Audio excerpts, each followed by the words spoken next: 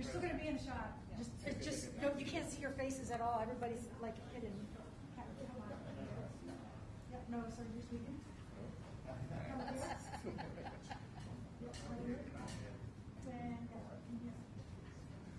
Ma'am, if you don't mind saying that, you're surrounded by tall men. You're next to trees.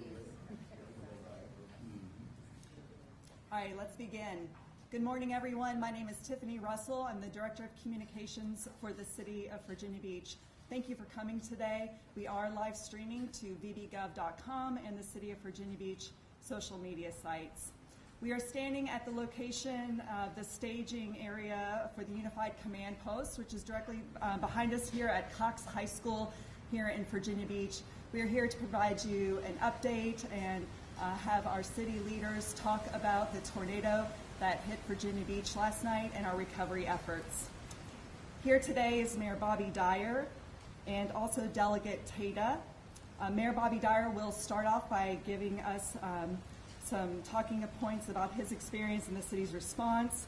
Over the weekend, we also have Council Member Chris Taylor with District 8. This is the district where the tornado did hit last night. City Manager Patrick Duhaney will then provide an update to you. I'd like to thank Vice Mayor Wilson for being in attendance today. And also standing behind me are several city leaders who are actively involved in the recovery. They will be available to answer questions for you following the mayor and council member and our city manager's comments. That would include State Police Captain Gregory Mathias, our Director of our Office of Emergency Management, Dave Topsinski, Human Resources Director Eileen Smith. The Human Resources Department is providing counseling services for those impacted by the storm as part of our Impact Center at the Great Neck Rec Center. Parks and Recreation Director Michael Kirschman, who jumped in to provide a location for an Impact Center right away. We have our Director of Public Works here, LJ Hansen, Fire Chief Ken Kravitz, Police Chief Paul Newdigate, Acting EMS Chief Bruce Nadelka, and Dr. Aaron Spence, our school superintendent. We'll start with Mayor Bobby Dyer. Good morning, everyone, and thank you for being here. Today, Virginia Beach is blessed and thankful.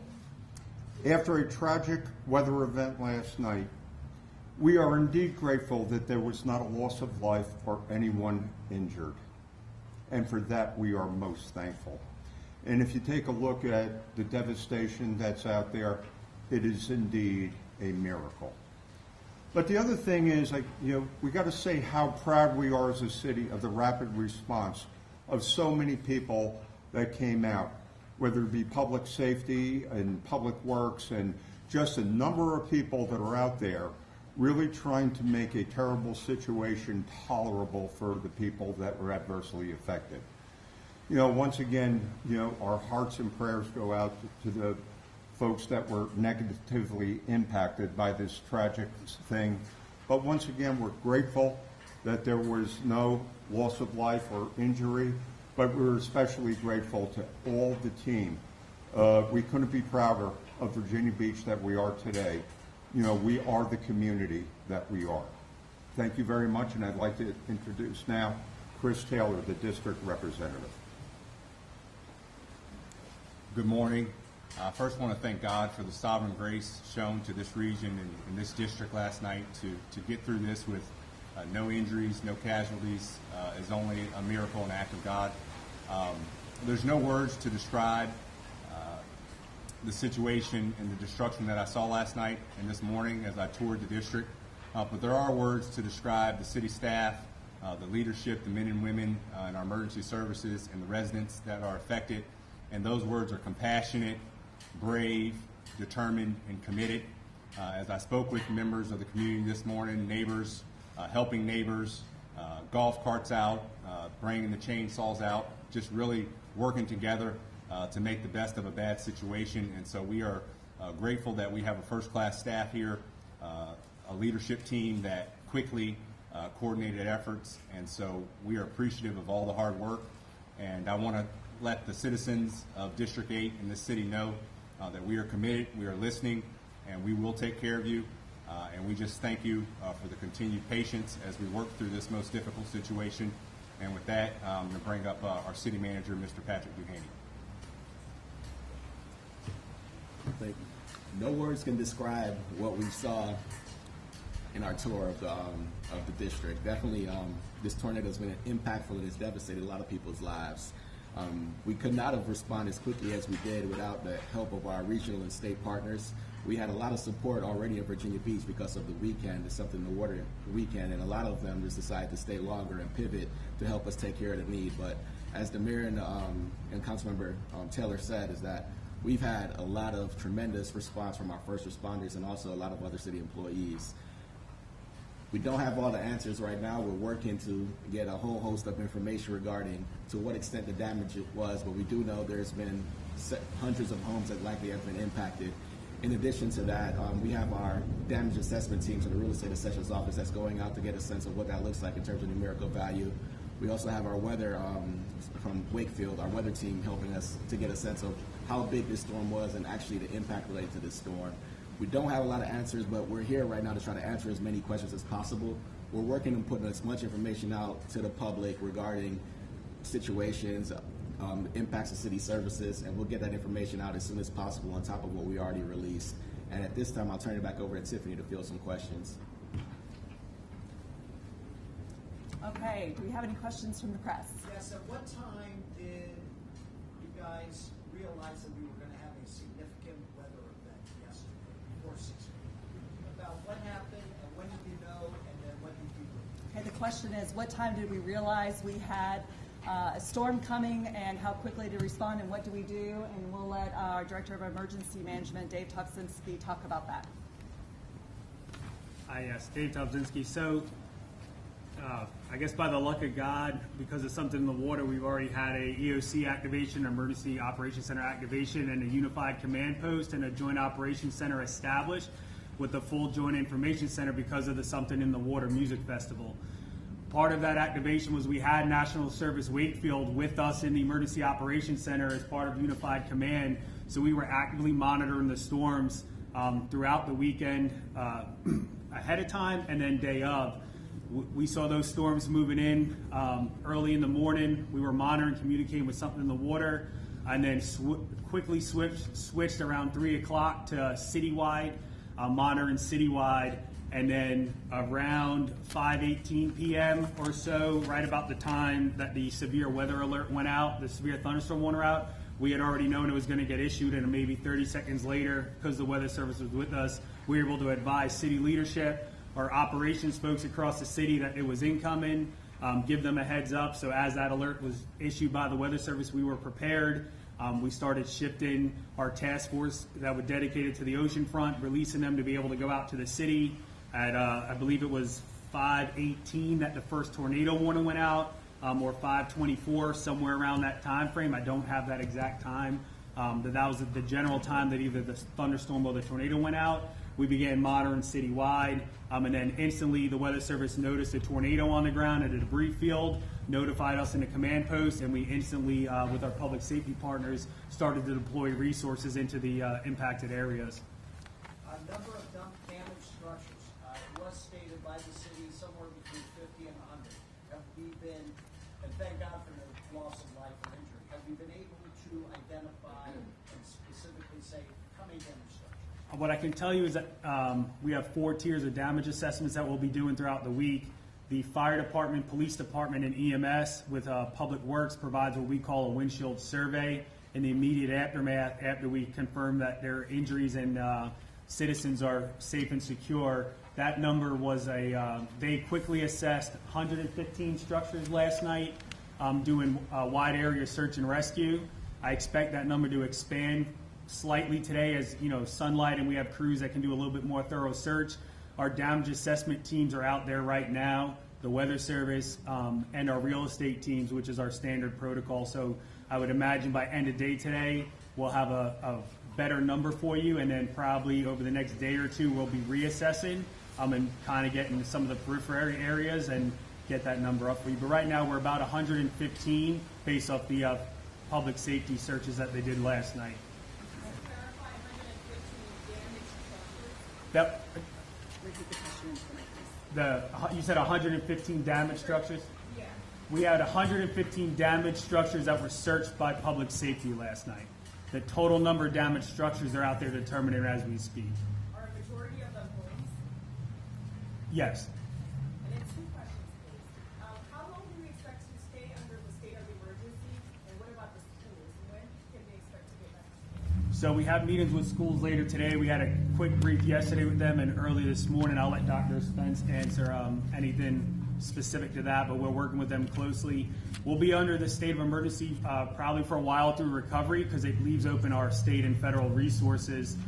So we anticipate that being in effect for quite a while so we can go through all the stages of recovery. We heard from many people in the community who said they didn't get any severe weather alerts to their phones. You guys know why some people might not have gotten those, or have you heard that as well?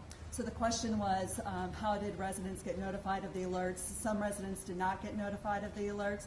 The National Weather Service did have on their mapping triangulation where you could literally see where the geofenced areas for residents were notified. That's a National Weather Service question. They're not here today, so any follow-up information related to that, you'll want to reach out to them directly. Next question. Oh, yes. Let me have Dr. Spence come up and speak on behalf of the schools. Thank you for being here today. Yeah, thank you. So the question was, what do we know about schools? Right now we have 3 schools closed, so that's Cox High School, Great Neck Middle School, and Dye Elementary. As we talked about earlier, our team was out assessing along with the city personnel this morning, trying to understand a little bit more about what the roads are going to look like. The biggest issue for us, obviously, is can we get our transportation into the areas that are affected? I would say right now, based on what we saw, we're going to have some challenges with that this week. We'll work with city staff, and then our team will meet later this afternoon. We'll make a decision and get that information out to our community, certainly in enough time for them to make plans for tomorrow. Are you hearing from any students who've been directly impacted, and what can you tell us about that? We've heard from some staff and families that we know have been impacted. Know that we're here to support them through our Family and Community Engagement Office. We've encouraged anybody who's been impacted to call the city's 311 for additional information on resources that are available to them, but the school division will be here to support our families and our students. Next question. I know it's preliminary still, but of the 115, how many of the homes are uninhabitable? Is that something that you know at this point? The question is, how many of the homes are uninhabitable? We do not have that information at this time, which is why we opened the Impact Center for residents or anyone who's impacted to utilize city services. The Impact Center at the Great Neck Rec Center is open today. I've heard there's coffee and donuts. I'll actually have our Parks and Rec Director, Michael Kirschman, talk about with you the services available at our Impact Center. Good morning, everyone. So the Great Neck Rec Center is open all day today for anybody who's been impacted.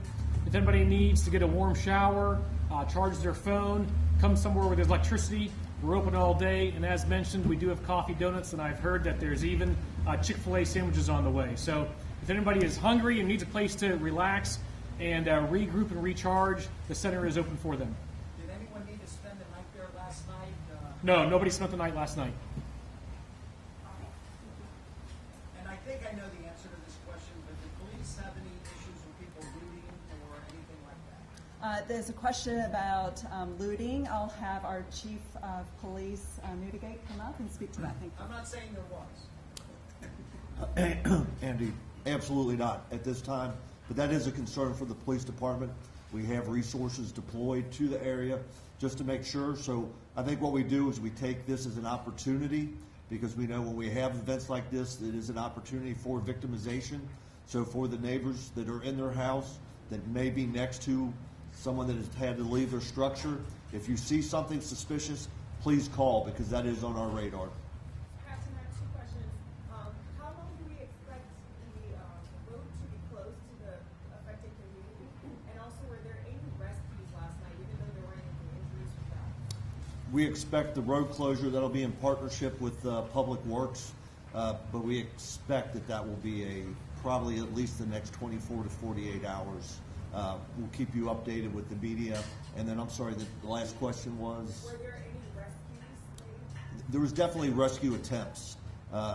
Because we had so many resources at something in the water, we're able to immediately de-escalate our command post at the 2nd Precinct, take these resources out to Cox High School. By the time we got here, we had numerous officers on the ground with our fire department actively going house to house to look for injuries or potential victims that needed immediate medical assistance. But luckily, as we know, no injuries, which is, it's a testament to God. Was anybody trapped or anything? Did they have to wade into the debris? Ken, I'll let you answer that one. The question was anybody trapped? The answer is there was people contained by brush debris, but nothing actually from a structural collapse. A lot of what we were dealing with was gas leaks, so we were securing the gas leaks from the structures that were damaged, but we didn't have to extricate anybody out of a rubble pile, if that's the question. I think we have time for one more question. With the gas leaks, there weren't any issues. The gas leaked and you tapped it off and everything was okay. I know that Virginia Gas responded very quickly and immediately. We put that in our media briefing to let you know they were notified right away to respond. I'm not aware of any, but Fire Chief can answer. Yeah, any gas that we could secure at the meter, we took care of, and then the gas company came in and helped secure any leaks. They did actually do some digging operations to shut off main supplies to areas. All right, thank you, everyone. I appreciate you coming. For the press who are here with us today, we are offering a driving tour thanks to our Virginia Beach Police Departments. If you'd like, there's a passenger van behind you. Go ahead and you can make your way there. If you'd like to do interviews on the side with NRA city leaders, we have several of them here for a few more minutes, and we can provide a staging area for that. Please let residents know to continue to call 311 for information, updates, and 911 for emergencies. Thank you for your support, and I appreciate you helping us get this information out to our community. Thank you. Thank you, everyone.